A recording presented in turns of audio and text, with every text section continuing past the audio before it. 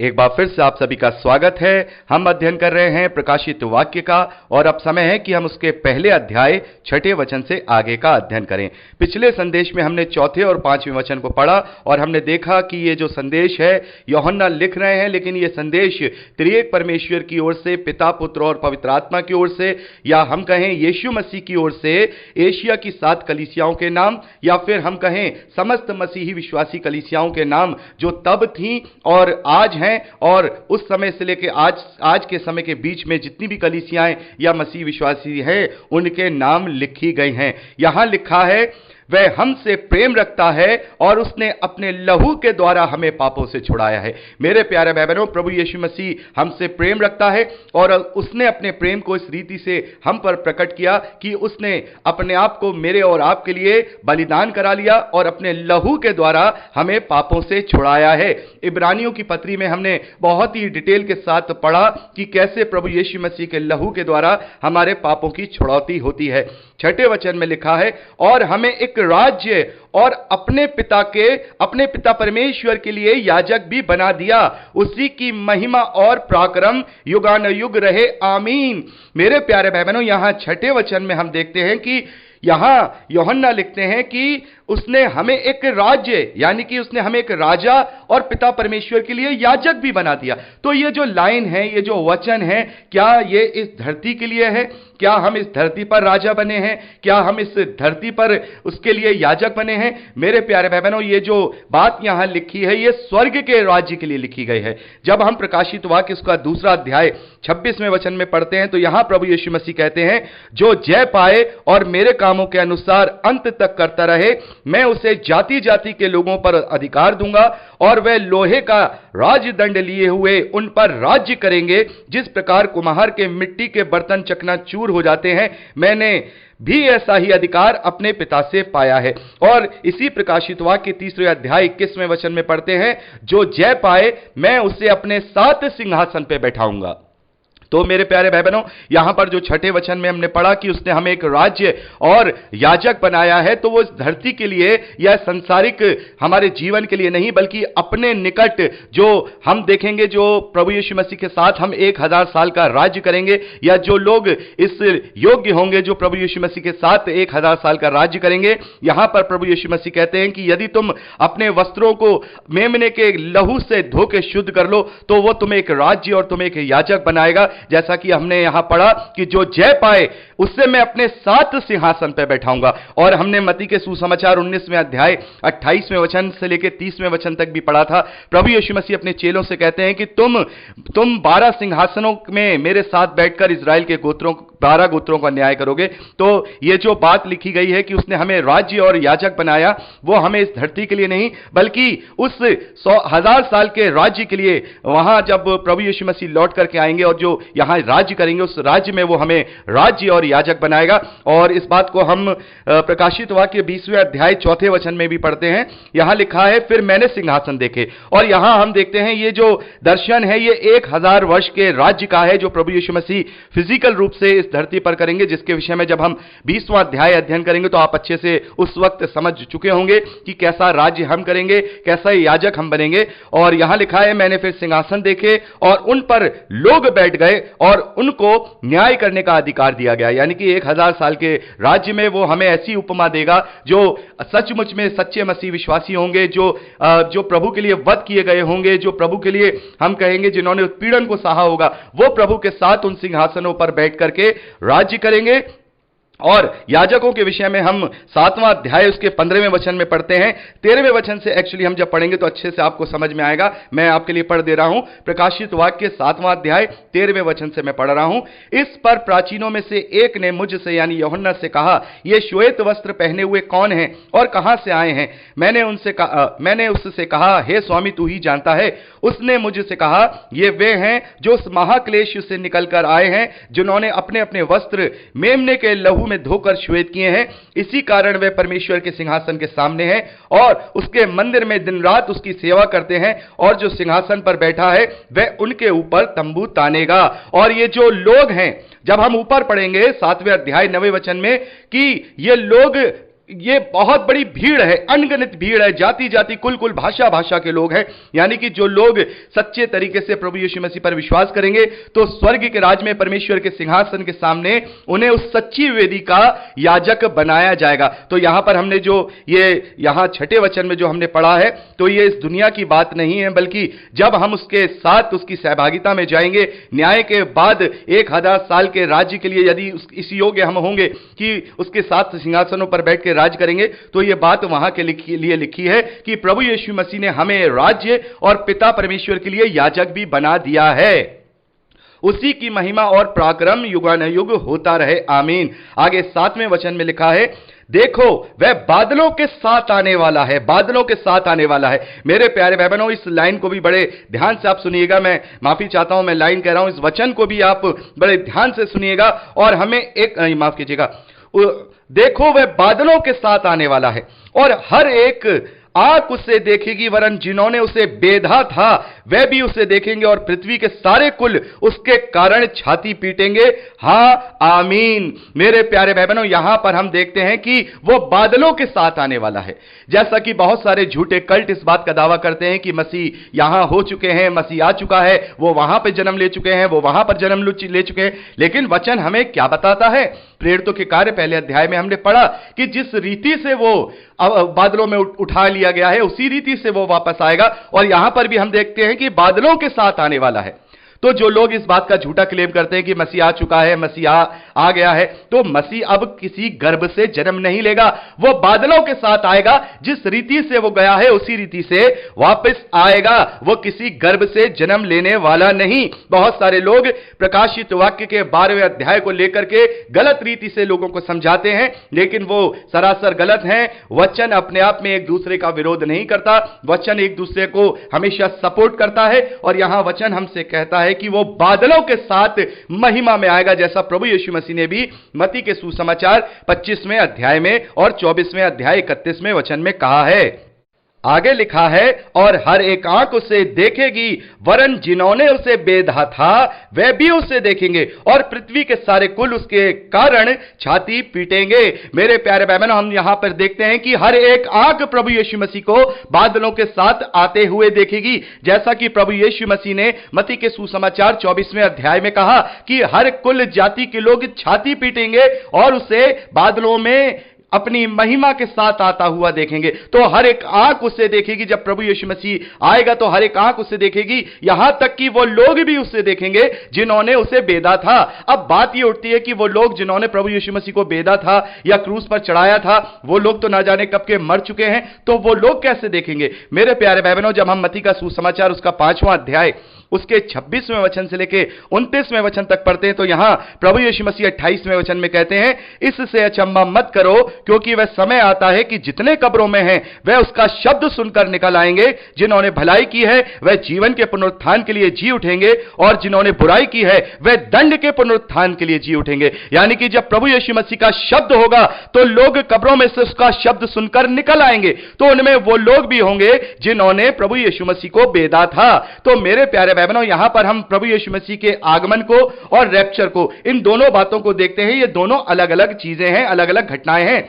जब हम आगे पढ़ेंगे तो हमें पता लगेगा, बहुत सारे लोग ये नहीं जानते हैं कि रैप्चर और प्रभु यीशु मसीह का द्वितीय आगमन ये दोनों अलग अलग घटनाएं हैं। रैप्चर पहले किया जाएगा, प्रभु यीशु मसीह के द्वारा अपने लोगों को बादलों में उठाया जाएगा, और उन लोगों का भी पुनरुत्थान होगा जो मसीह में सो गए थे, वो भी बादलों में उठा लिए जाएंगे। और जब सब जो मसीह विश्वासी हैं वो बादलों में उठा लिए जाएंगे, तब उसके बाद प्रभु यीशु मसीह का जो महिमा वाला आगमन है, बादलों के साथ इस धरती पर आना है, वो होगा, और वो होगा शैतान को हराने का। और इसी कारण से मेरे प्यारे भाई बहनों, जो कि इस धरती पर केवल वो लोग बचेंगे जो अविश्वासी लोग होंगे, और उस वक्त धरती का न्याय किया जाएगा और जो मुर्दे हैं वो भी पुनरुत्थान के लिए जी उठेंगे। तो सब जाति के लोग उसको देखेंगे, सब जाति की लोगों की आंखें उससे देखेंगी, और सब लोग, सब कुल जाति के लोग छाती पीटेंगे और वो लोग रोएंगे और गिड़गिड़ाएंगे, क्योंकि वहां केवल अविश्वासी लोग ही बचे होंगे। आगे जब हम अध्ययन करेंगे तो ये दोनों बातें मैं आपको अच्छे से डिस्कस करके समझाऊंगा कि प्रभु यीशु मसीह के द्वारा जो रैप्चर है और प्रभु यीशु मसीह का जो द्वितीय आगमन है, उन दोनों में, इन दोनों घटनाओं में फर्क है, और इन दोनों के बीच में कितना समय होगा यह भी हम आगे चल के डिस्कस करेंगे। तो यहां पर यह बात क्लियर हो गई कि हर एक आंख उसे देखेगी, वरन वो भी जिन्होंने उसे बेधा था, और वो भी उसे देखेंगे, और पृथ्वी के सारे कुल उसके कारण छाती पीटेंगे। आगे 8वें वचन में यूहन्ना लिखते हैं, मेरे प्यारे भाई बहनों, इस वचन को बड़े ध्यान से सुनिएगा। यहां पर यूहन्ना लिखते हैं, प्रभु परमेश्वर जो है और जो था और जो आने वाला है, जो सर्वशक्तिमान है, यह कहता है कि मैं ही अल्फा और ओमेगा हूं। यहां इस वचन में हम देखते हैं कि यूहन्ना लिखते हैं प्रभु परमेश्वर। तो ये किसके लिए लिख रहे हैं? ये बात यहां प्रभु परमेश्वर जो यूहन्ना लिख रहे हैं, ये शब्द किसके लिए लिख रहे हैं? यहां लिखा है कि जो है, जो था और जो आने वाला है। कौन आने वाला है? मेरे प्यारे भाई बहनों, हम सब जानते हैं कि बाइबल के अनुसार प्रभु यीशु मसीह का द्वितीय आगमन होने वाला है और वो ही आने वाला है। तो इसका मतलब यह है कि ये जो वचन लिखा गया है, यहां ये जो शब्द यूहन्ना ने लिखा है प्रभु परमेश्वर, वो प्रभु यीशु मसीह के लिए लिखा है। यानी कि इस वचन से यह पूरी तरह से प्रूफ हो जाता है कि यूहन्ना प्रभु यीशु मसीह को परमेश्वर कहकर के संबोधित कर रहे हैं। यानी कि प्रभु यीशु मसीह त्रिएक परमेश्वर में एक परमेश्वर हैं, यानी कि प्रभु यीशु मसीह ही परमेश्वर हैं। तो यहां यूहन्ना लिखते हैं कि जो है, जो था और जो आने वाला है, जो सर्वशक्तिमान है। कौन? जो आने वाला है वो सर्वशक्तिमान है। कौन आने वाला है? प्रभु यीशु मसीह। यानी प्रभु यीशु मसीह परमेश्वर है और सर्वशक्तिमान है। वो ये कहता है कि मैं ही अल्फा और ओमेगा हूं। यानी अल्फा और ओमेगा, जहां से शुरू हो और जहां पर अनंत हो, जहां कभी किसी का अंत ना हो, उसे ओमेगा कहते हैं। जिस चीज की कोई शुरुआत ना हो, उसे अल्फा कहते हैं। प्रभु यीशु मसीह जो कि परमेश्वर का वचन है, स्वयं वचन परमेश्वर है, स्वयं प्रभु यीशु मसीह परमेश्वर है। तो यहां लिखा है कि जो है, जो था और जो आने वाला है, मेरा प्यारा प्रभु यीशु मसीह जो सर्वशक्तिमान है, जो परमेश्वर है, वो ही अल्फा है, वो ही ओमेगा है। यानी उसका ना तो कोई शुरुआत है, ना ही उसकी कोई अंत है। यानी कि प्रभु यीशु मसीह ही परमेश्वर है। मेरे प्यारे भाई बहनों, यहां जैसा कि मैंने आपको बताया था शुरुआत में कि यहां पर इन वचनों के द्वारा हम यह प्रूव कर सकते हैं, जो लोग गलत शिक्षाएं देते हैं कि प्रभु यीशु मसीह परमेश्वर नहीं है, और बहुत ही ज्यादा बुरी तरह से ये कल्ट जो यहोवा विटनेसेस वाले हैं, ये अपनी जड़ों को मसीह विश्वासियों में फैला रहे हैं। बहुत सारे ऐसे वचन जो उल्टे सीधे तरीके से लोगों को क्लेम करते हुए वो समझाते हैं कि देखिए यहां पर ये लिखा है, यहां पर ये लिखा है। और बाइबल अध्ययन के दौरान मैंने आपको वो सभी बातें बताई हैं, कौन सा कल्ट किसके विषय में किस वचन को क्लेम करता है। और हमने इसी प्रकार से अध्ययन किया है ताकि कोई भी झूठा कल्ट आकर के कल को हमें कोई भरमाने ना पाए और हम भी दूसरों को भरमाने से बचा सके। तो यहां पर यह पूरी तरह से प्रूफ हो रहा है कि प्रभु यीशु मसीह परमेश्वर है, जो था, जो है और जो आने वाला है, वही सर्वशक्तिमान है और वही अल्फा है और वही ओमेगा है। आगे 9वें वचन में यूहन्ना लिखते हैं, मैं यूहन्ना जो तुम्हारा भाई और यीशु के क्लेश और राज्य और धीरज में तुम्हारा सहभागी हूं, परमेश्वर के वचन और यीशु की गवाही के कारण पतमुस नामक टापू में था। मेरे प्यारे भाई बहनों, जैसा कि मैंने आपको परिचय में बताया कि यूहन्ना ने यह प्रकाशित वाक्य पतमुस नामक टापू में लिखा है। और वो वहां कैसे पहुंचे? यहां हम देखते हैं कि परमेश्वर के वचन और यीशु की गवाही के कारण, मेरे प्यारे भाई बहनों, जैसा कि आप जानते हैं कि जो अंग्रेज जब इंडिया पे राज किया करते थे, तो वो कुछ कैदियों को काला पानी की सजा दिया करते थे। काला पानी की सजा यानी कि अंडमान निकोबार द्वीप में वो वहां पर एक उनकी जेल थी, और वो ऐसे कैदियों को जो बहुत ही खतरनाक जिन्हें सजा दी जाती थी, वो उन्हें वहां भेज दिया करते थे और पूरी दुनिया से वो कट जाया करते थे और वहां पर उनसे जो है कठोर परिश्रम कराया जाता था और उनको उत्पीड़न किया जाता था। वैसे ही रोमी साम्राज्य की भी एक ऐसी काला पानी जैसी जेल थी जिसे पतमुस नामक टापू में उन्होंने बनाया था। तो कुछ बंदियों को वो लोग उस टापू पर भेज दिया करते थे जो कैदी हुआ करते थे। तो यहां हम देखते हैं कि परमेश्वर के वचन और यीशु की गवाही के कारण जो यूहन्ना है पतमुस नामक टापू पर एक बंधुआई की जिंदगी जी रहे हैं। और वहां पर बहुत सारे स्कॉलर्स ये कहते हैं कि वहां पर जब वो बंधुआई में थे, पतमुस नामक टापू में थे कैदी के रूप में, तब वो एक अज्ञातवास की जीवन को जी रहे थे। यानी कि एक अज्ञातवास, कोई नहीं जानता था कि ये प्रभु यीशु मसीह के चेला यूहन्ना है। और उस वक्त काफी उम्र उनकी हो चुकी थी। और हम देखते हैं ये पत्री को भी लगभग 90 और 96 एडी के बीच में यूहन्ना के द्वारा लिखा गया है, इस प्रकाशित वाक्य को। तो काफी उनकी उम्र हो चुकी थी, काफी बुजुर्गी के एज में यूहन्ना वहां पर थे। तो यहां यूहन्ना यही बात लिख रहे हैं कि प्रभु के वचन, परमेश्वर के वचन और यीशु की गवाही के कारण मैं पतमुस नामक टापू में था। और 10वें और 11वें वचन में यूहन्ना लिखते हैं, मैं प्रभु के दिन आत्मा में आ गया और अपने पीछे तुरही का सा बड़ा शब्द कहते सुना।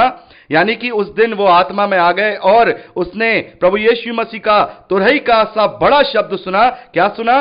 जो कुछ तू देखता है उसे इस पुस्तक में लिख कर, जो कुछ इस दर्शन में तू देखता है उसे इस पुस्तक में लिख कर सातों कलीसियाओं के पास भेज दे। जैसा कि 4वें वचन में हमने पढ़ा, एशिया की 7 कलीसियाओं के नाम, ये 7 संदेश प्रभु यीशु मसीह के द्वारा यूहन्ना को दिए गए हैं। और यहां पर इन कलीसियाओं के नाम लिखे हैं, अर्थात इफसुस और स्मुरना और पिरगुमन और थुआतीरा और सरदीस और फिलदिफिया और लौदीकिया। यहां पर ये 7 कलीसियाओं के नाम लिखे हैं। यहां पर यूहन्ना लिखते हैं कि मुझे प्रभु ने ये अपनी आत्मा में होकर के मुझे ये कहा, बड़े ही शब्द से कहा कि जो तू ये दर्शन देखता है उसे लिख कर ये कलीसियाओं को भेज दे, ताकि जो संदेश मैंने उन्हें दिए हैं वो जान करके उन्हें करें।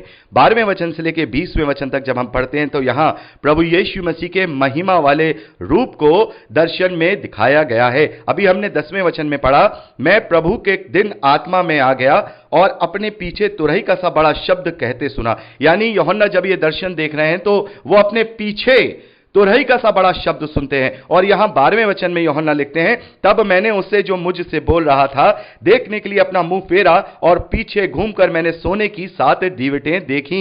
यानी कि पीछे से उसे तुरही के शब्द जैसी आवाज सुनाई देती है और वो पीछे मुड़ करके घूम करके देखता है तो वहां पर उसे सोने की 7 दीवटें दिखाई देती हैं। दीवटें क्या होती हैं? जिस पर दीपक रखा जाता है उसे दीवट कहा जाता है। यानी कि आप में से बहुत सारे भाई बहन जानते होंगे, पुराने जमाने में जो दीपक को रखा जाता था, दीवट पे रखा जाता था। एक दीपक का स्टैंड भी हुआ करता था जिसमें बहुत सारे दीपकों को रखा जाता था रोशनी के लिए।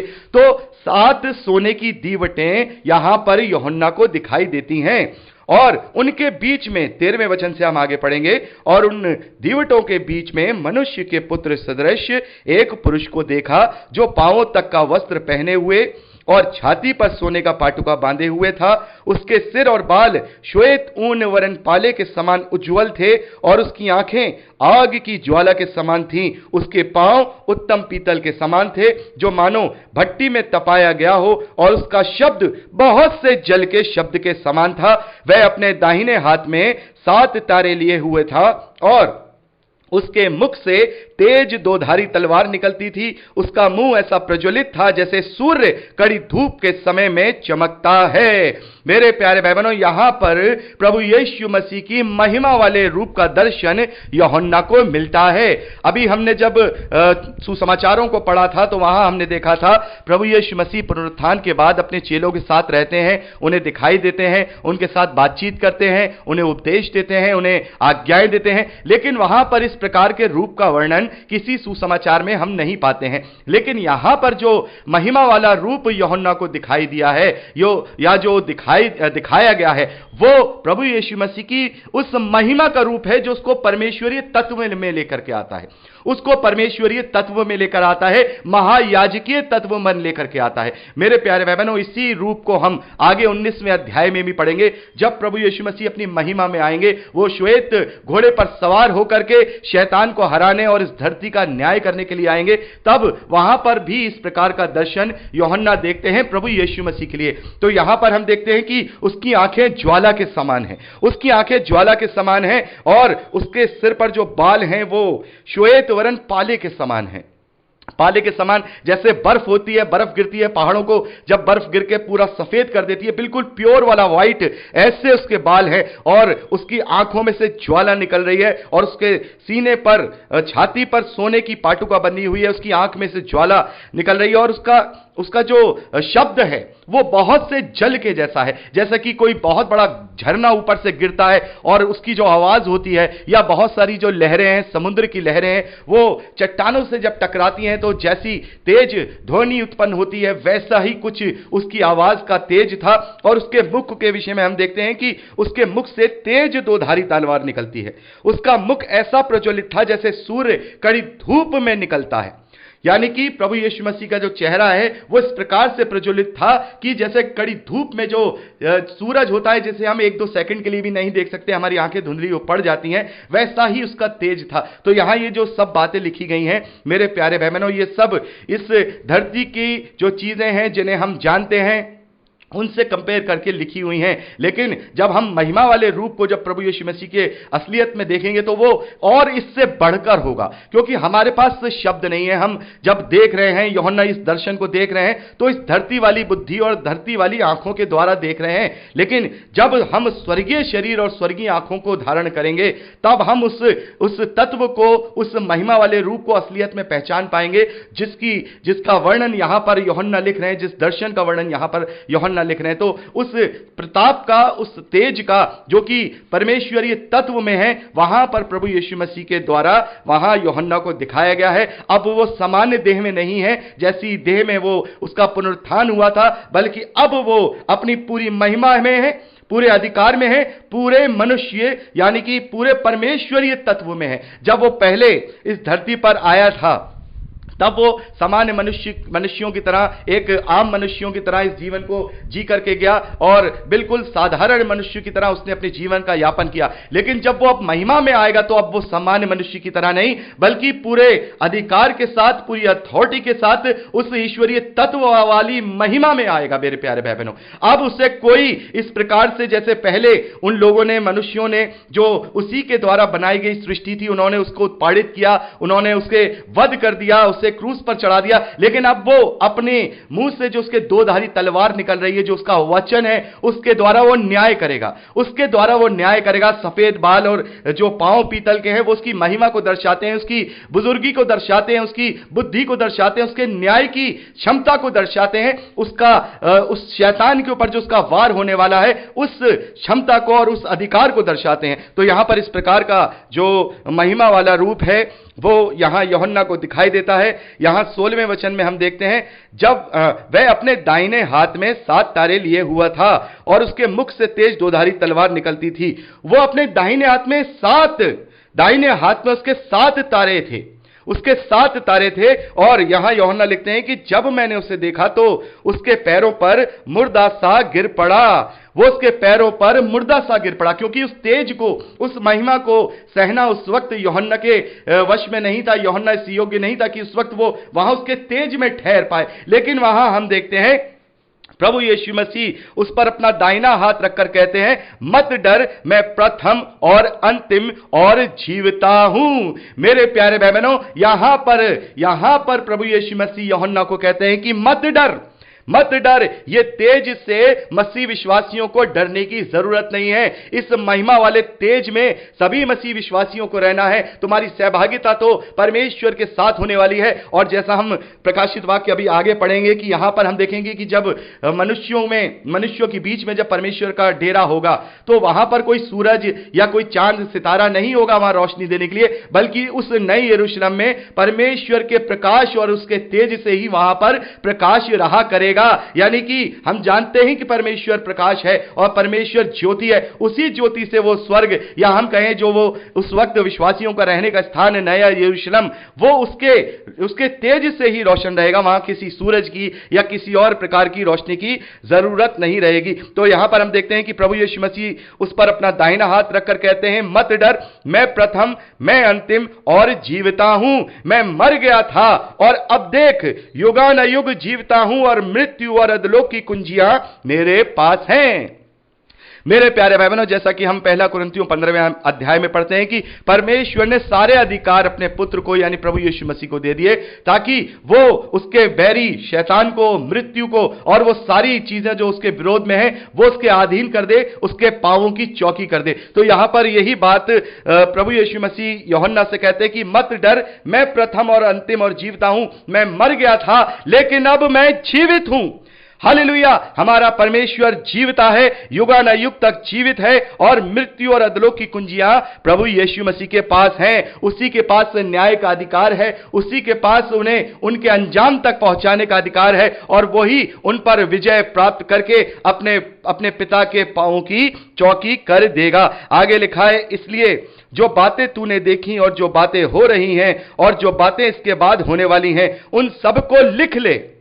उन सबको लिख ले, जो दर्शन तुझे दिए जाएंगे उन सबको लिख ले, अर्थात उन 7 तारों का भेद जिन्हें तूने मेरे दाहिने हाथ में देखा था और उन 7 सोने की दीवटों का भेद। वह 7 तारे 7 कलीसियाओं के दूत हैं और वह 7 दीवट 7 कलीसियाएं हैं। मेरे प्यारे भाई बहनों, जब हम इस 20वें वचन को पढ़ते हैं तो यहां पर हम देखते हैं प्रभु यीशु मसीह के जो हाथ में 7 तारे हैं वो 7 कलीसियाओं के दूत हैं और जो वो दीवट हैं वो 7 कलीसियाएं हैं।